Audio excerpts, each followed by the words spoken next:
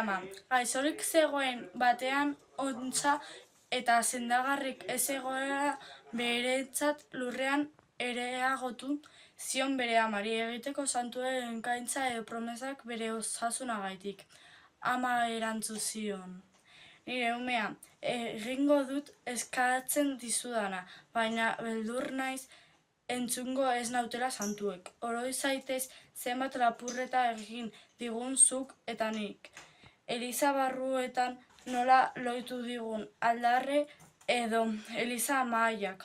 Ipuin honek esan nahi du gaitz handiak egin dituztenen nora ezeko ezinbesteko eta estutasunak eraginiko eskaintza eta eskariak alferrak direla. Lehenengo garbitzen ez bada bihotza. Santuak bere alde edo bando eduki nahi dituenak mugoez edo leheneaz irabazi behar dituela.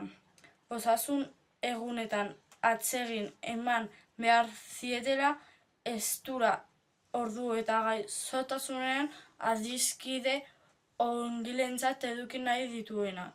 Santuei ondo esan eta lehenaz bere adiskide izan.